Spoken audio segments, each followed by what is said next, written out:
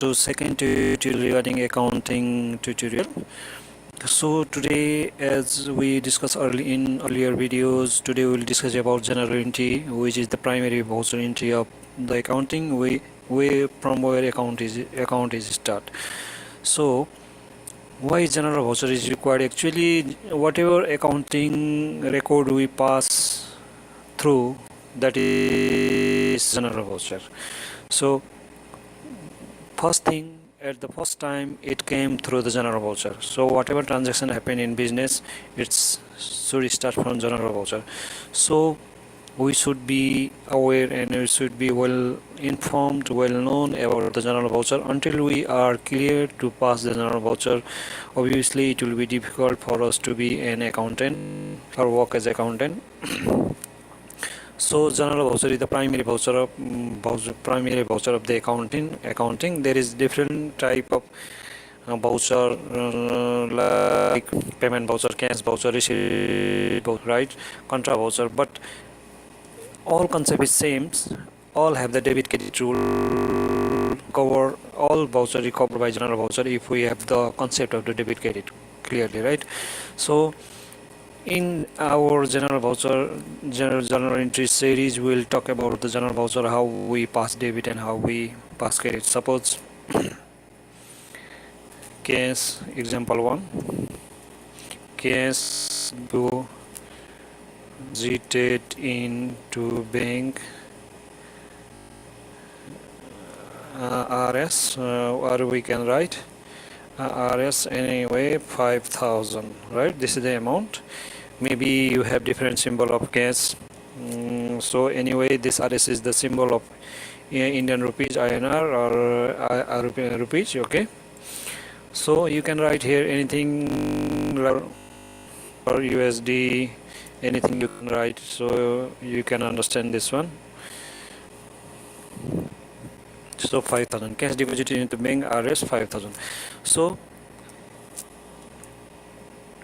here we have to pass general voucher, right? Always there is in general voucher there is two credit part. So here in this case, bank account will be debit by 5,000 and cash account will be credit by 5,000. So debit equal to credit, right? So this is the example. So what is the rule for this one? How I pass this one? Suppose I'll pass another general voucher, okay? Goods from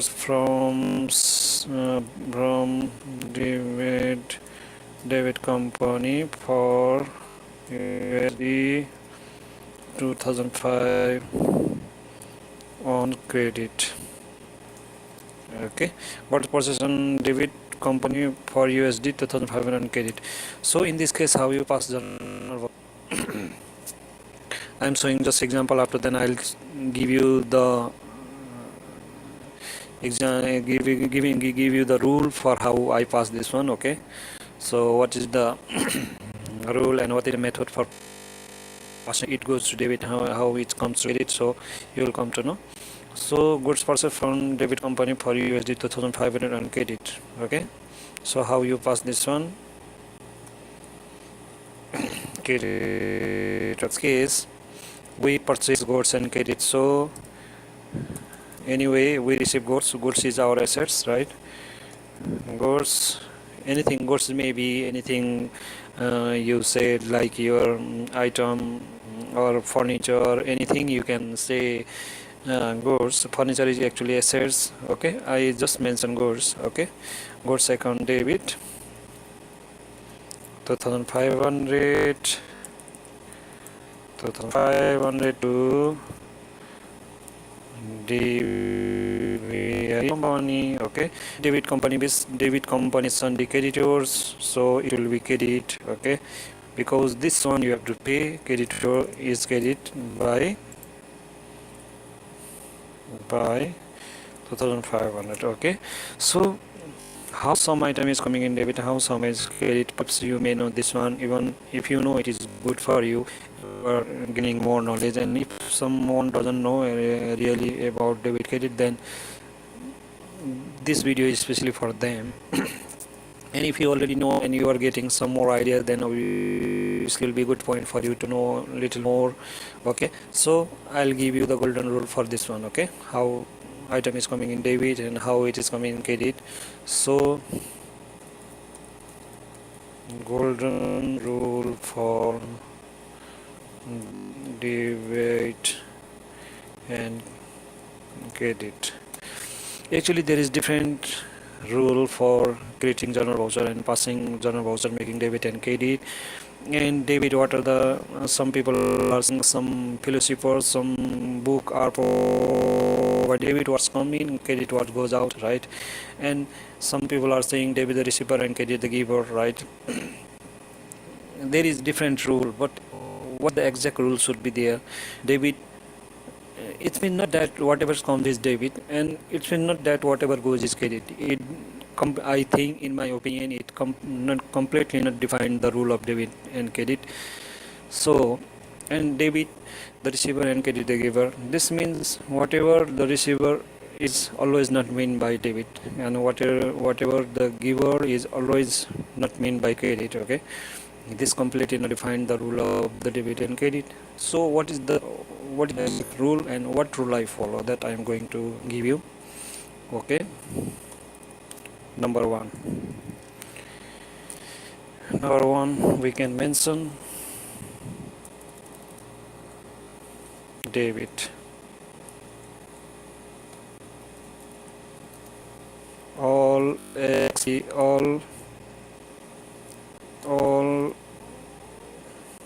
in incremental on XPEN expenses, assets, losses.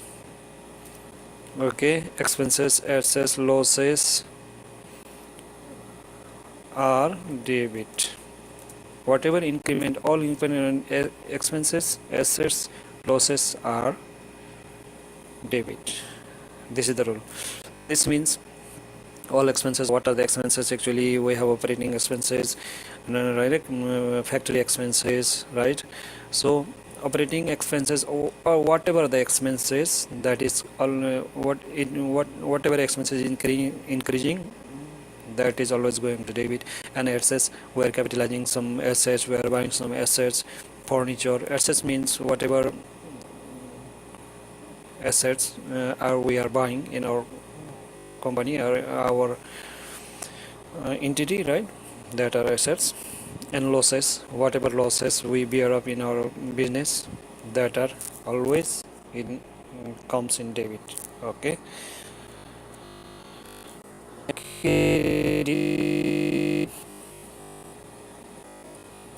Or in CRE, MNTL, gain, opposite of this one, gain, LIAVILITIL, liabilities, gain, liabilities, KAPITL, capital, sales, we can say sales also. Okay, gain, income, we can say income. All gain, liabilities, capital, sales, income are credit. Okay, so this is the exact rule we can mention here, because these accounts are not coming through purchase. Purchase is separate thing. Anyway, as such is coming inside purchase, but purchase is purchase, right? Purchase, it is separate thing, separate account, right? Through purchase, we are capitalizing our account to assets, right? So whatever purchase is going always in debit if there is increment, and sales always going to credit if there is increment. Okay, so this is the rule. This is the exact rule for debit and credit. If you know this rule, then obviously you will be capable to pass any type of journal, right? So from this rule, I will define this one, how it happened to debit and credit. we deposited cash USD 5,000 to our bank, right? How much cash deposit? 5,000. When we deposit cash, that means bank increment. Bank is our assets. Obviously assets, obviously you know, I think what is the assets, what is the liabilities, right? It increment our assets, that's why we debit our bank by 5,000, and by same amount our cash is, so we credit to this one. Okay, increment to any assets expenses is debit, and here we can write all decrement is decrement on above item or account. We can above SECOU is credit, right? So here bank is debited. Why? It is increase, right? It makes 5,000 makes our bank increase. It is the incremental, so our assets increase, that's why it is debited. And we deposit cash, that means our cash is decreased, right? Our cash is decreased, that why our cash amount is credited. And this, when we credit the cash, it will decrease our cash flow obviously, so our cash will be decreased, that's why we credit this one. All right, obviously you understand the rule for first one, bank and cash. I'll go for second. And goods purchased from debit company USD 2,500 and credit. Okay, I told you purchase account is always debit if there is increment, right? What we purchase goods, so either you write here purchase account or goods account, it will be same. What you it depends upon what you purchase, right? Suppose in your company there is different assets, different inventory item, so all you are purchasing. If you purchase inventory, then you will put inside inventory. If you put furniture, then you will put inside furniture. I directly mention you didn't, this means you didn't write here purchase account. Purchase is only term and it is coming into some account, right? So this debit, what you purchase goods, and what from this credit is debit. Why? Because this is increasing our liabilities, because we have to pay this money to debit card. So any increment on gain, liabilities, capital, sales, income is credit, right? So increment in purchase is debit here, and increment in debit, this is liabilities, that's why it is credited. So hope you understand this rule. So if you understand this rule, then obviously you will be able to pass any type of journal. And guys, if you have any journal, you can give me in comment. I'll try to solve your journal entries, try to post your journal entry in correct way, right? So I'll try to pass any journal. Okay, suppose any journal you can here.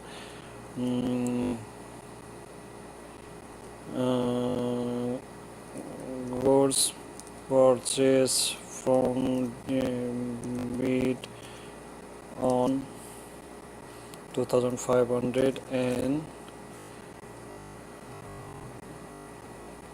150 was is paid from check number 05. One there is any transaction, whatever you imagine will be, it will be your transaction in a coin. There is happening to different transaction, whatever we do, this is our transaction. So for each and every action we should be prepared to pass journal, right?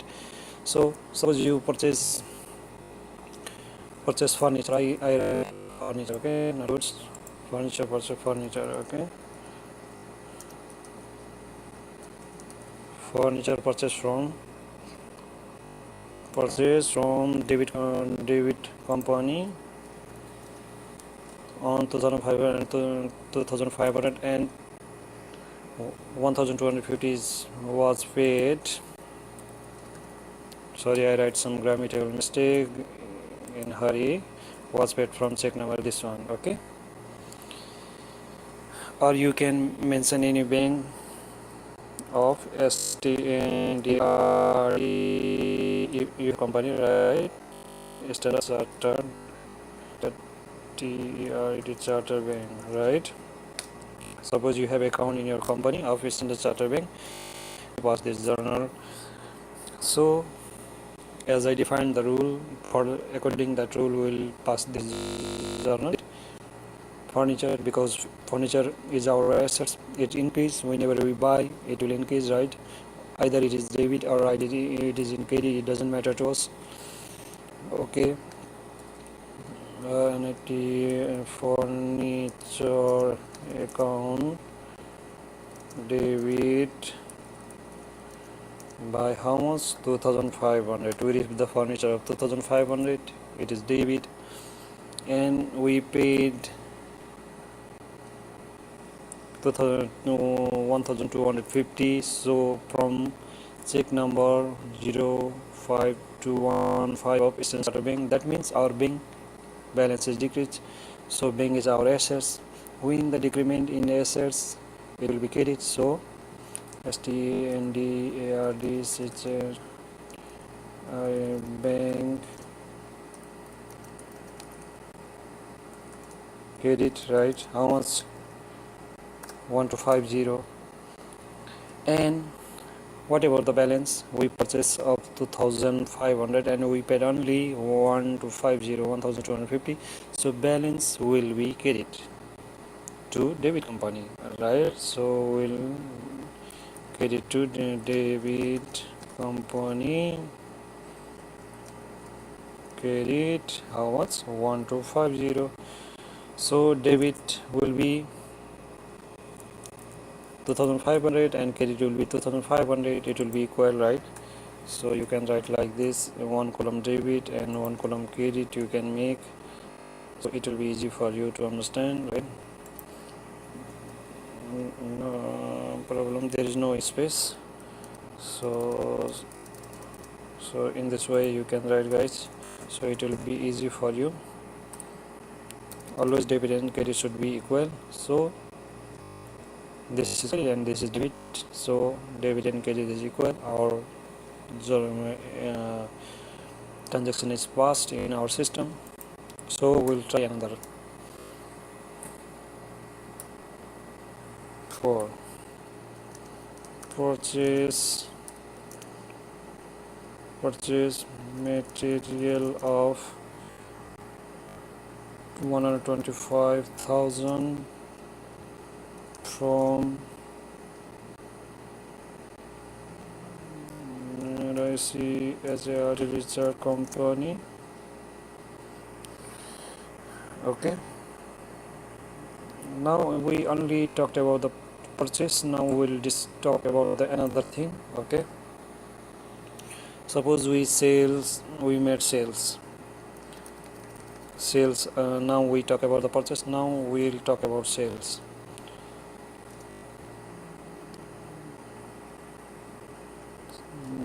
Goods sold to Ram Singh company for USD 55,000 on net of 30 days credit, right? Goods sold to Ram Singh company for USD on net of 30 days credit. So how you pass this journal? So as per the rule I mentioned above here, golden rule for credit, will from the same rule will pass this journal. So what about the debit? Debit means 30 days credit, it is already credit, so it will increase our account receivable, right? Yes, account receivable,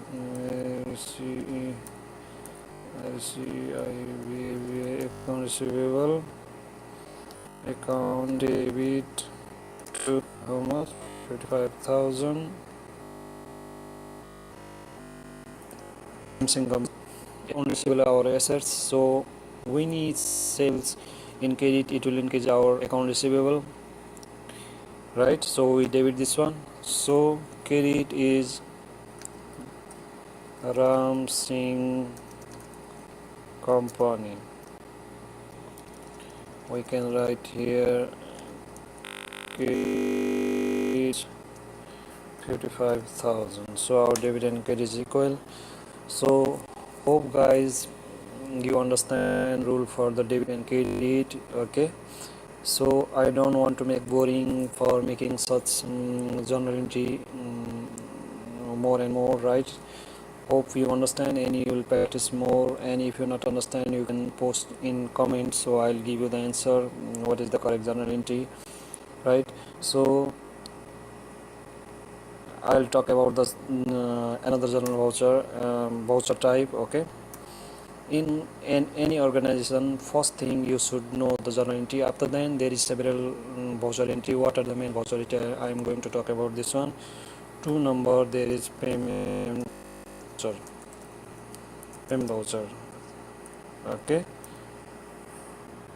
1, no, this is 2. Okay, I already talked about general voucher, and 2 is payment voucher.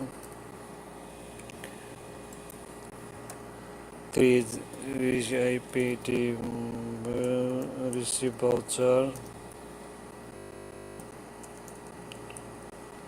voucher, right? And this is the main, actually this is the main 3 voucher we are preparing in any company as our target of the work. Okay, general voucher, payment voucher, receipt voucher, this is the main voucher. And this one contra, actually whenever there is actually no need to make any contra voucher in any organization, as per my opinion, if you are really working in a company, right? Because it is coming inside our payment voucher. Whenever you are making payment, it will be covered by payment voucher, and when you make receipt it will be covered by payment voucher and receipt voucher. So contra means bank and cash. So whenever you are making payment and when you are receiving in your bank, so it is already covered by your contra voucher is already covered, right? So main voucher we need to voucher, payment voucher and receipt voucher. So another thing, it is actually this is not voucher, there will be purchase order and which comes to purchase and it will be converted into journal voucher, right? And there is sales, obviously sales, we are not passing the sales voucher in maximum organization, we are just entering invoice and it is our system is automatically converting this one into, right? We just have to post our invoice. So this is the voucher. So payment voucher is also same. Suppose example of the payment voucher, suppose you buy it, start from general voucher. First you prepare make general voucher, then